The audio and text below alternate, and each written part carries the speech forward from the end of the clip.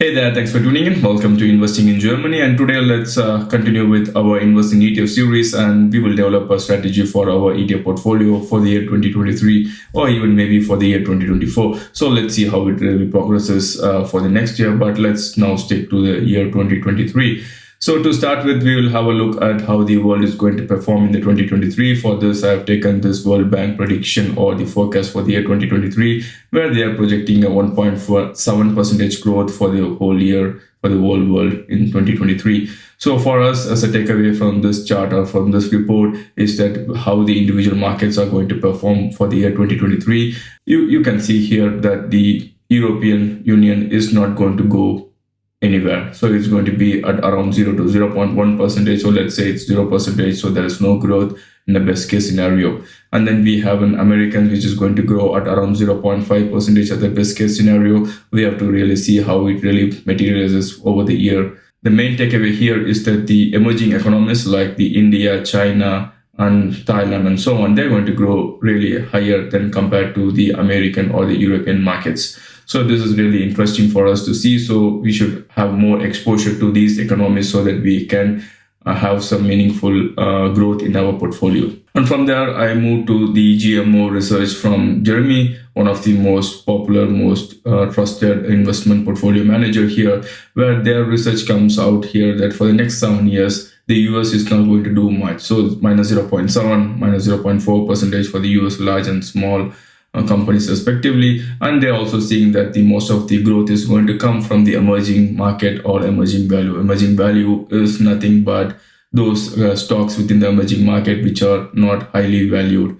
So the key takeaway here is that the Americans are not going to do much here for the next 7 years. So the question is it really possible? Because the last 10-15 years, we have been only hearing about the growth and growth and growth, nothing other than growth. So it's really new for most of us here as a new age investors here who are into the market for maybe, let's say, last 10 or 5 years. They have never used to such a scenario here, right? To see a degrowth for an extended period of time. So let's have a look at the past, whether something like this happened. So if you can see here, this is the S&P 500 chart from the year 1996 to 2022. You can see that there were a couple of recessions here. So here in the market from the dot-com bubble, where the market went like close to 50% down, and then the financial crisis minus almost 57-58% here. And then we had a small blip here due to the corona, and then now we are really going down because of the high inflation and high interest rate environment. If you look at the dot-com bubble burst and then the recession and so on, you can see that the peak was reached, let's say, 2000, and it took for this S&P 500 to reach again the 1,500 points that it peaked in 2000, let's say, almost 7 years. So for 7 years, there was no growth. So if somebody had put the money here in S&P 500 lump sum, they had to wait for 7 years for break even. So that is what happened in the past. So that is most likely to be happening also in the future. So nobody knows it, right? And then if you see here for the financial crisis, the peak happened in 2007, and then it took almost 2012, 2013 to reach that peak of 1,500 again. So here it took 5 years, even with those printing of money in the quantitative easing, which was started really during the financial crisis. Even with printing all those monies, it took 5 years for the market to come to the old peak of 1,500. So it's really possible that for 7 years, we could have negative trend in the S&P 500 or in the American stock market. If you see here, we had a really good downtrend here during the corona, but then we started printing money like there is no tomorrow. And then the market went all the way to 4,800 from almost 2,400. It's almost doubled here. That's really, really crazy. And then you can see then market is now coming back to minus 20. It's already minus 20 in December. And then we could still see that the market could further go down. Why am I saying this is because if you look at the PE ratio metrics here, the PE has to come to close to, let's say, 15. That's a median. Be careful, you are looking here at the forward PE ratio, which is nothing but the market prediction for the next year, and then they projected. So the actual PE ratio for S&P 500 is at around 20 point something. So market has to really correct another 25% to reach a 15 PE. So that is much more clear. So we can expect another let's say minus 25 or minus 30% so that we reach the 15 PE. And then we have to see if the market is still costly or not, because we also have a quantitative tightening, which means that we are reducing the amount of cash available in the market. So therefore, we have to really see how it really all progresses, all comes together.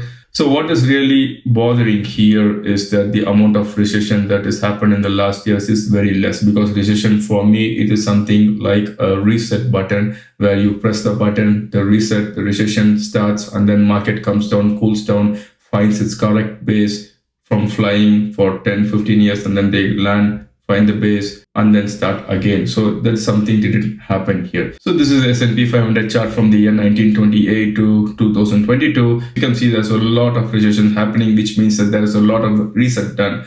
Because in the market, once the market goes into the growth mode, they go extremely high and they forget the past, and then they just go into overvaluation mode, and then it takes a recession for them to really come back again, sit and find the new base. Is something that is really didn't happen, let's say from 2000 or from 1990, because the politicians and the monetary policy makers, they were really afraid to see the recession, afraid to see the people, and then they were really focusing on their 5-year or 6-term term. So that is one of the reasons why we see not much of a reset, and therefore the markets is always in the high mode, always in the flying mode, and they never landed.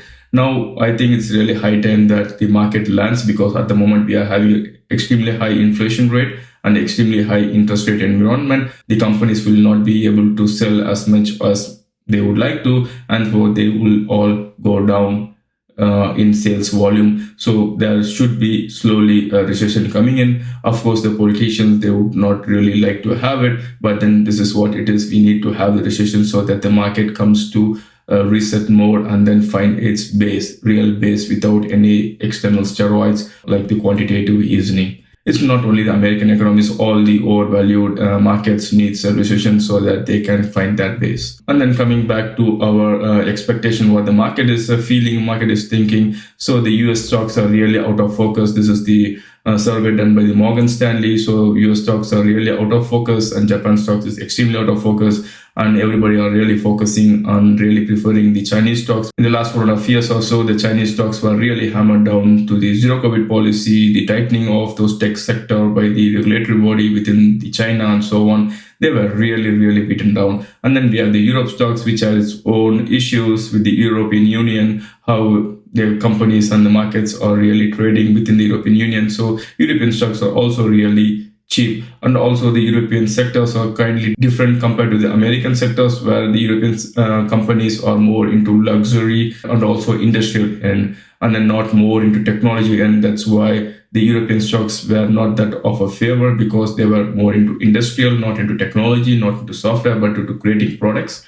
So now we can see that everybody are going to the value where the Europe market has now. To summarize the backdrop, I think we should have more exposure to the emerging economies where the growth is going to come in 2023.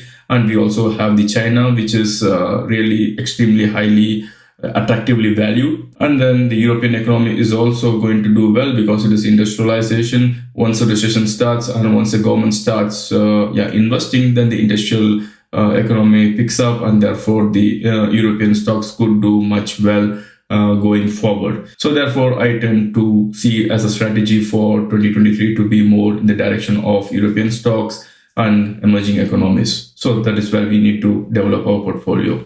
Coming to the portfolio perspective, the most easy, most simple creation of portfolio is the investing in the entire economy around the world market, which is nothing but MSCI's All Country World Index or FTSE's All World Index, where they invest in both emerging as well as in developed economies. So what it really doesn't fit for me in 2023 is that it's mostly concentrated towards the American stock. So 63% weightage is given to the US, and US is not going to do much well for the next couple of years, at least in my opinion. Therefore, this doesn't really meet my target for the year 2023 or even for a couple of years time, even though they have done really good for the last 10 years, but most of those gains are coming from the American stocks and all those quantitative easing and all the technology stocks which were really extremely higher valued. So therefore, they really had a really good run in the last 10 years or so. But then for the next 10 years, I think they will underperform the other investment opportunities what we have. Most widely used, widely popular investment portfolio within the investment community of ETF is the 70-30 portfolio. So 70% in developed economy, 30% emerging economy.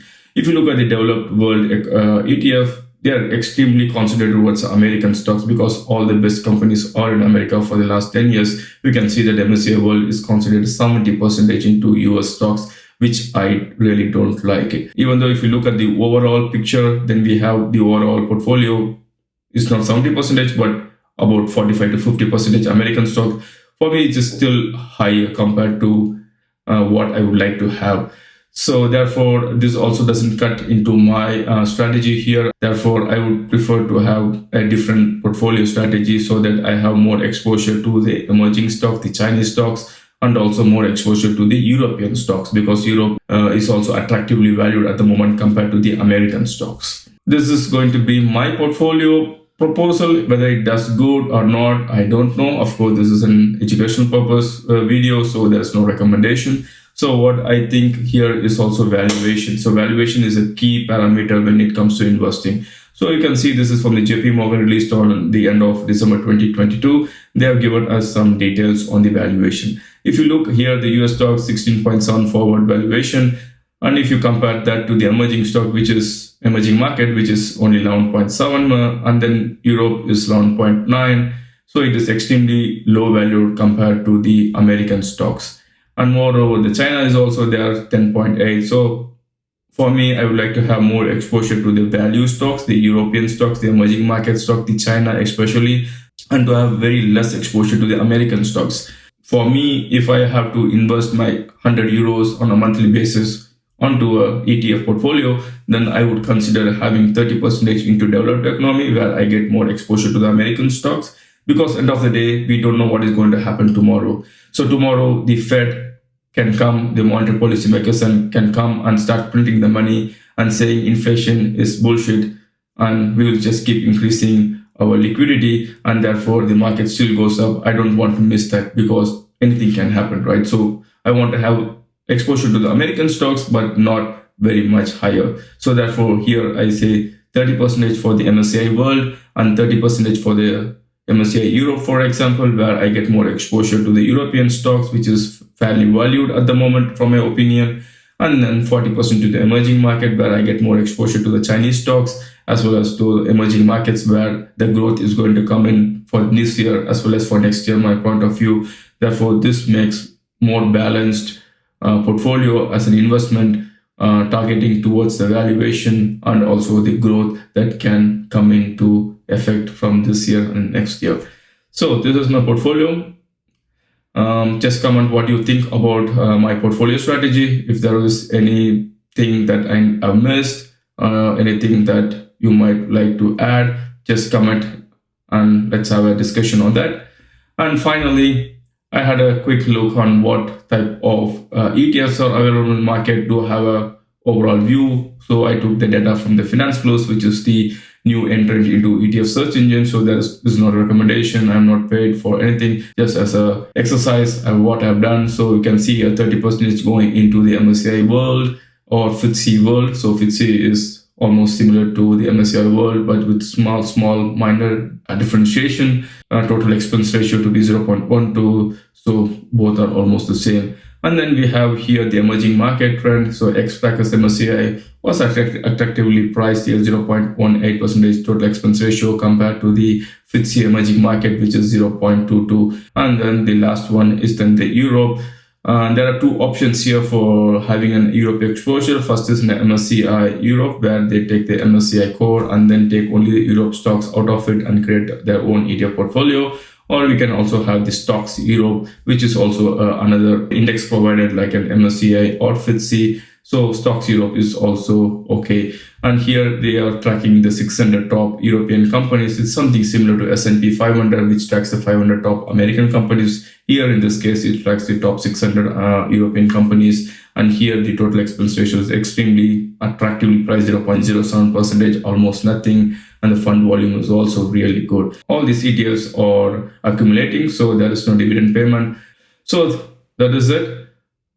Finally, so this is not a recommendation or something, just an educational purpose. And have a look and please comment what you think about this strategy. And let's cover this strategy maybe next year and see how it has performed compared to the 30 or all country world index. And let's see how it works. Thanks for watching. See you in the next video.